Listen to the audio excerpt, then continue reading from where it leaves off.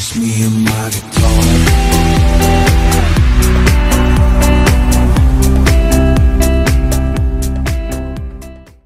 What's happening, guys? Mark back here at Mark's Aquatics. Just been up the shop, got a bit of chocolate for the wife, she's happy, and I also got some broccoli, and we just put some in there and we put some boiling water in it. So I'm just going to fire that now into the microwave. Screws everywhere, look. That's why my boiler's playing up.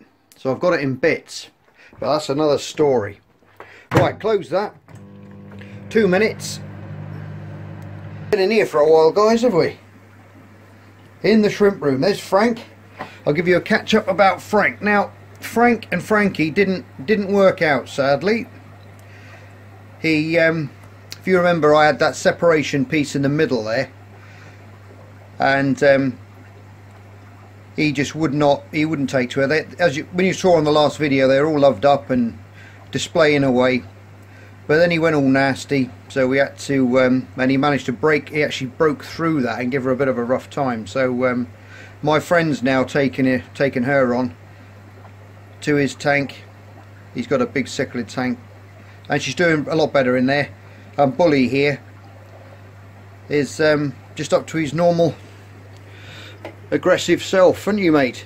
Yeah, you want to kill me every time I come near you, but we love you to bits.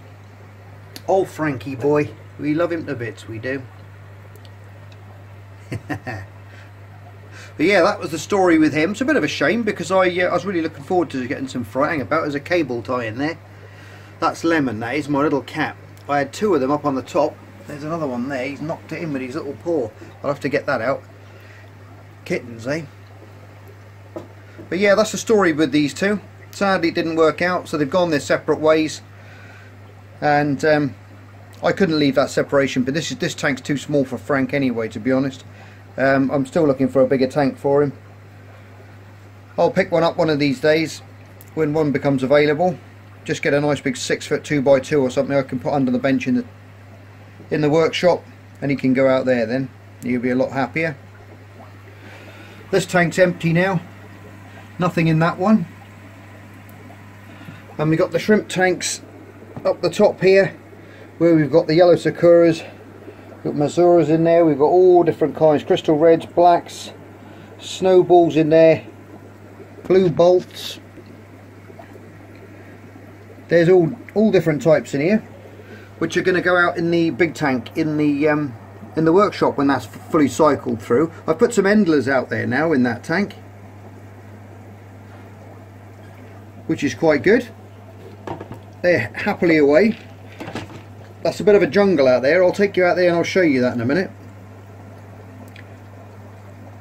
But the shrimps are all nice and healthy. Just heard the microwave go ping, so I can leave that in there for another couple of minutes, let it soften up. But we've got some lovely patterns in here. Really is some nice patterns in amongst these guys. But that's what the broccoli's for. So I'll it's an unusual little bit of moss there. Look at that, right in the front. Well,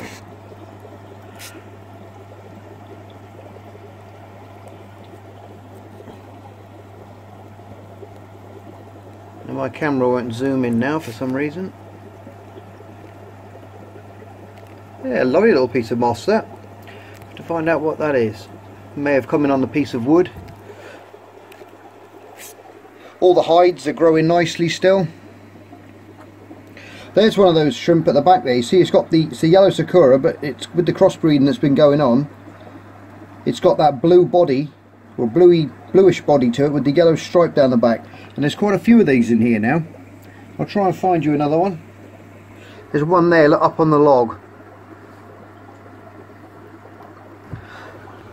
The camera doesn't really, well, it's full of berries, that one as well, but you can see it's got a bluish tinge, bluey green tinge to it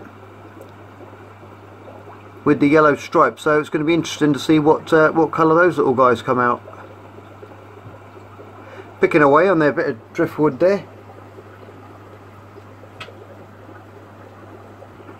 Right, we can go into the Endler tank now. There's no end of Endlers in here. Probably get a better view from the top, to be honest. Now, Yes, that's one of my older tanks. Remember one of the ball tanks that we made? I actually put that in there because I've just been cleaning the filter out, which is there. But the Endlers had been breeding in there, and there was about probably, I'd say, 20 little babies in there. So what I've done is I've just submerged the whole thing into the water, because I'll never catch them out of there. And I've let them all swim out into the tank. I dropped the water level. It's filling up again as we speak from the RO unit there, which is dripping in. As you can see, I put that extra bit of sponge on there on the ball cop, so it just gives it a little bit more flotation. Little mangrove there's going well. Big root system going all the way around, and the Java fern. Remember, a long time back now we made that shrimp hide. Well, that's how much it's grown since we made it. We only put a couple of little fronds and a couple of leaves on there, and it's gone absolutely mad, that has.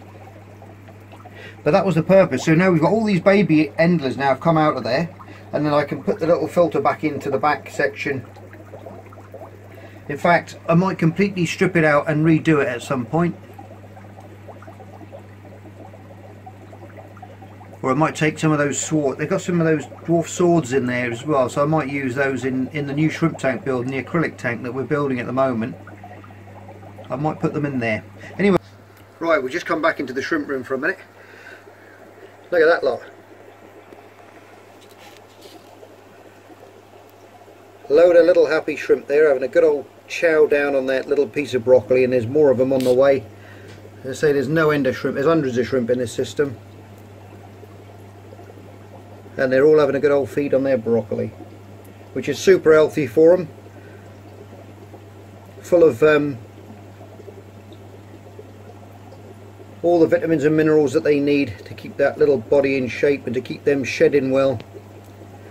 If you find that your shrimps are having trouble shedding, feed them broccoli for a couple of weeks every day, or kale or something like that, which are very high in calcium, and they'll start shedding away. If you find that they're just dying and they're having trouble and you're finding little dead ones in the bottom and they haven't shed, it could be because the calcium's low.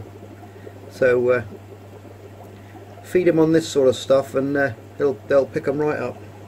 Nice little mummy snowball there in the middle, full of berries. But they're all migrating this way. Look.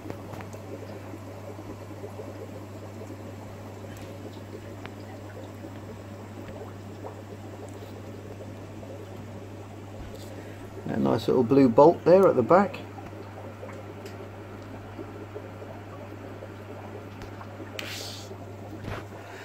He's one of my favourites, this guy here. He was bred in the shrimp room here, or hatched out in this room. He's a right, well, she's a right chunk.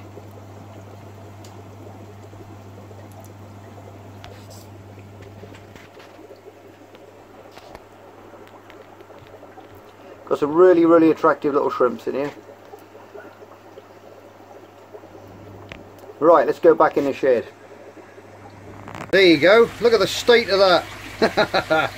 I don't know, but this is how I do things. I let nature take its course. Now we've got a load of hair algae in there, growing all over the moss at the top. I'll put some Endlers in and a couple of little autocinclus. Look at that lot there, look. Fantastic, all over the CO2 checker there as well. There's loads of little snails in amongst this now, and the little Endlers. But what I'll do is I'll cut that off and I'll put some hydrogen peroxide on there in a few days' time. There's about 10 male Endlers in here, and they're all happy, buzzing around. We've had some good growth off the moss with the CO2 running. The baby's tears is starting to move. You can see all the new growth on that little tree there as well, and the grasses are starting to move all the way along there. I took the backing off, sprayed some heavy water on it in places. Now why I've done that is because it gives it an amazing cloud effect of a night time. It really does look like clouds, and I really like the effect of a night with that on. The old subwazatang tree there as well. You can see a bit of algae there growing on the on the baby's tears. But all this will clear up in time. A lot of people panic when they set up a planted tank, because especially with you've got new soil, and you're going to get algae outbreaks, because there's so much nutrient build up in the soil and in everything that's in there. With the new cycle as well, you can see the little endlers there, look, tugging away, and all those little streamers coming off of the hair algae. They eat all that. So we got a real big nutrient unbalance at the moment, and what I tend to do is leave everything as it is. Even on the back there, the ottos are going mad over all this on the back of there, cleaning all that up slowly. I can't see them, I don't know where they are. They're around here somewhere. But I just let nature take its course, and you'll find within a couple of weeks all this will be dying back. I'll trim all that off. When I've dropped the level down quite a lot, I'll spray some hydrogen peroxide all over the top of that moss, and that'll aid in getting rid of the that hair algae as well. But everything else is starting to come on nice.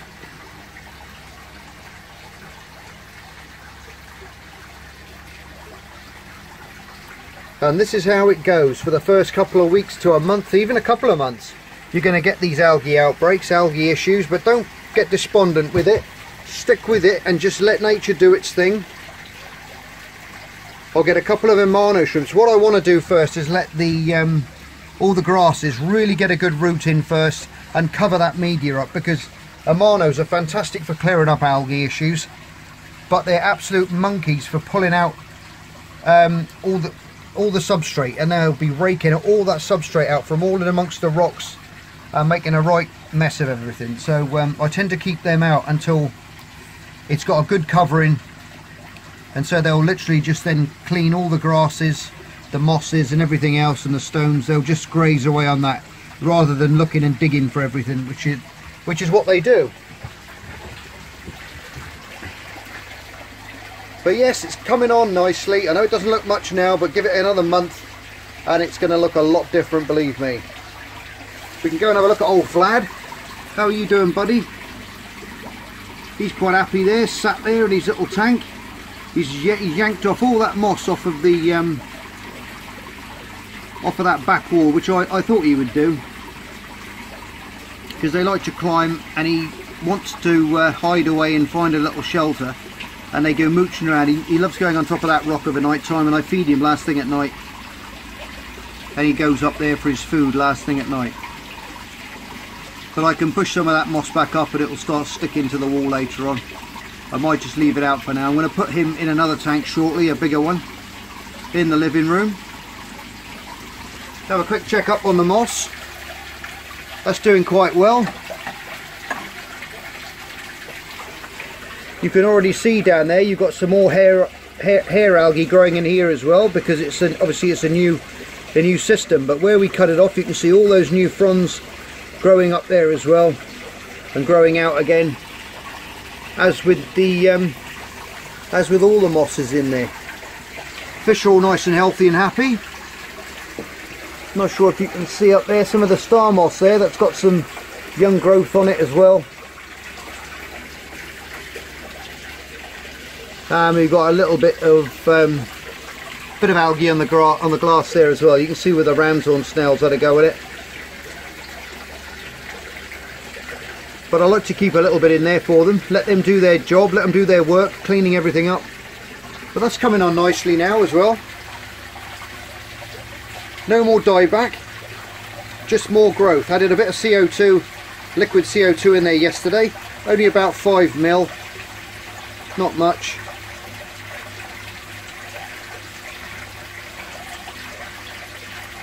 And that little trickle filter there that we built, that little airlift trickle filter there through the Matten filter, is working great. It's bringing that up, all the way up through there, all through that spray bar in the top there.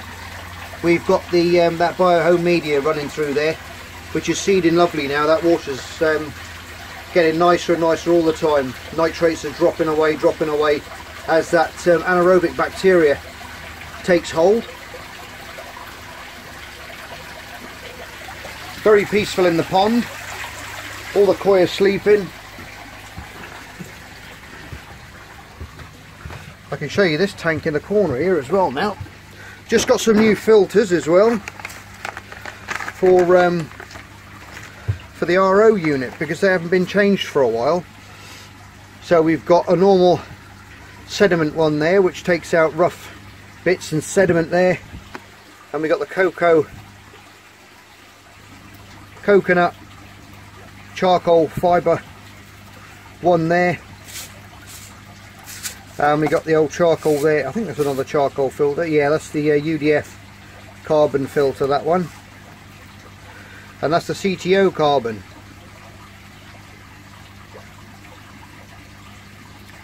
Which if you read on there, gets rid of your chlorine and all that sort of stuff. We don't want chlorine. Moving things around, I've got so many little projects going on here, guys, in the shed at the moment, it's unreal.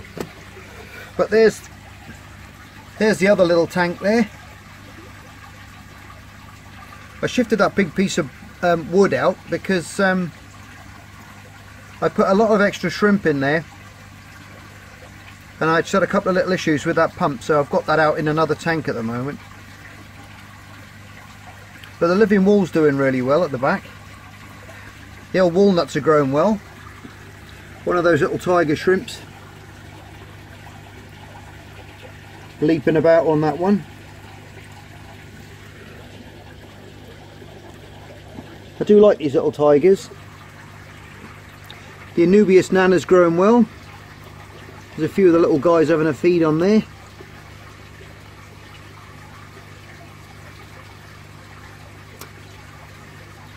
And that's the, you can see the system there with the trickle filter at the top, the way that's running through there and just leaking out nice and slow, and really doing a good job. The nitrate in here is 0, absolute 0.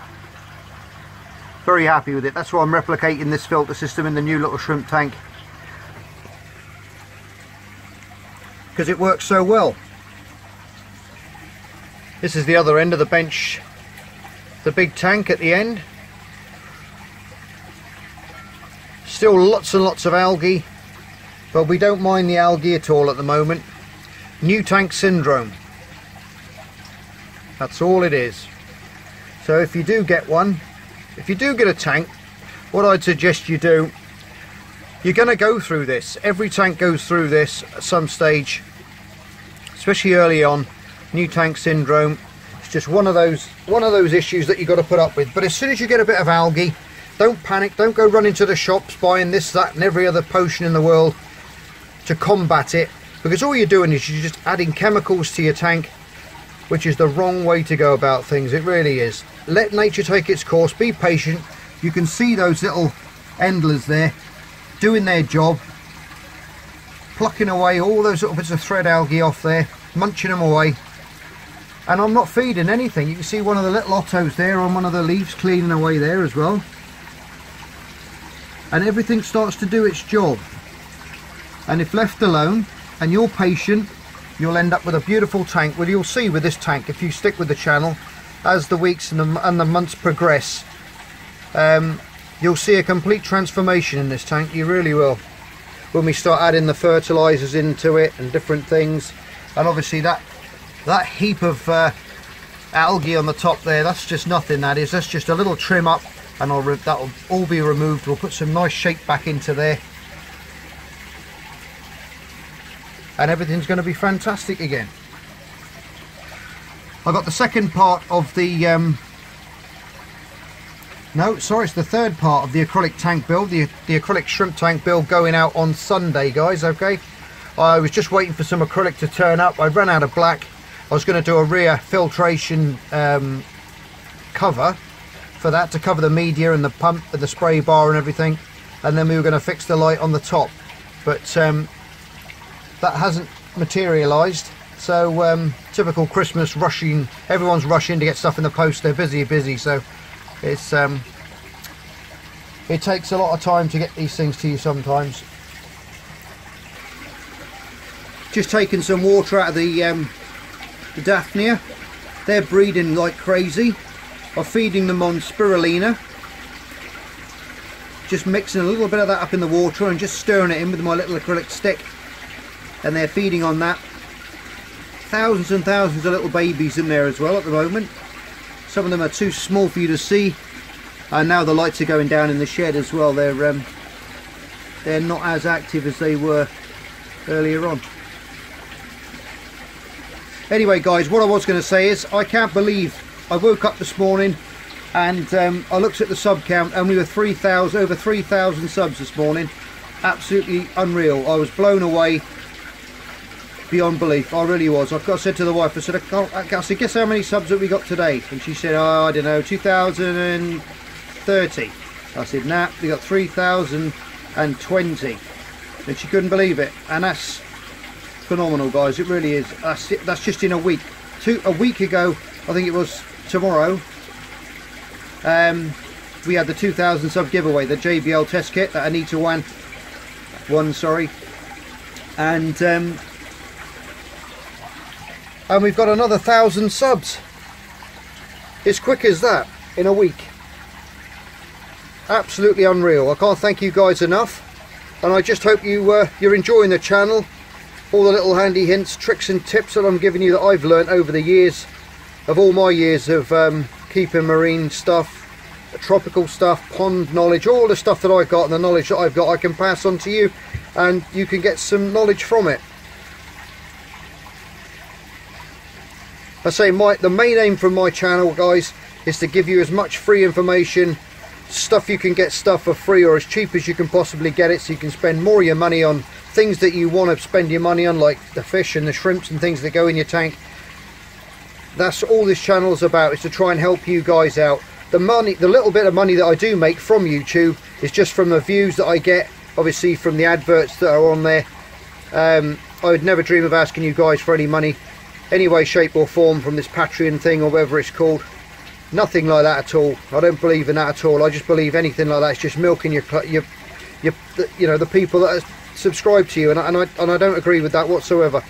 And so, like I said, the money that I do get, I think I had £90 last month, and that's what's been buying the acrylic and all the other stuff to carry on the builds and to carry on making things to keep you guys interested and to give you guys more ideas on what you can build yourself, and that's what I'm doing. That's the whole point of this channel, is just to help you guys out as much as I can. I noticed the little jar tanks are doing well.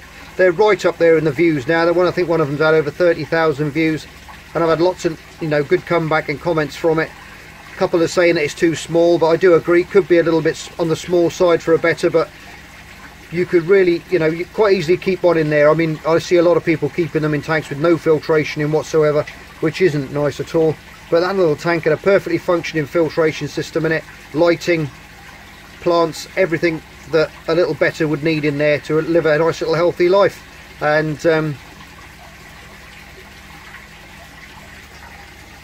but like I say, you can have shrimp in there, you could have a couple of tetras in there, you could have whatever you like in there. You could even have a couple of those little aquatic frogs in there that look quite funky. Keep those guys. Anyway guys, that was a quick update on what's been going on around the place. Like I say again, thank you so much for all you guys jumping aboard and subscribing, and for all you fellas and lasses out there that have been giving me comments and stuff on the different builds that I've been doing. I really appreciate it. It really is nice to wake up to a load of messages in the morning and I can answer you back, and I do try and answer every single one of you back. If I have forgotten someone, I do apologise. But overall, I really do. I wouldn't ever ignore someone. If someone sends me sends me a question, I'll do my best to get back to you and answer it. I just want to try and keep it real for you guys, give you guys as much information as I can give you. Anyway guys, I love you all. You're all stars. Thanks for tuning in. Thanks for sticking with the channel. Love you all. Be safe. Christmas is coming soon, and I'll see you on the next episode of Mark's Aquatics. Take care and bye for now. Just me and my guitar.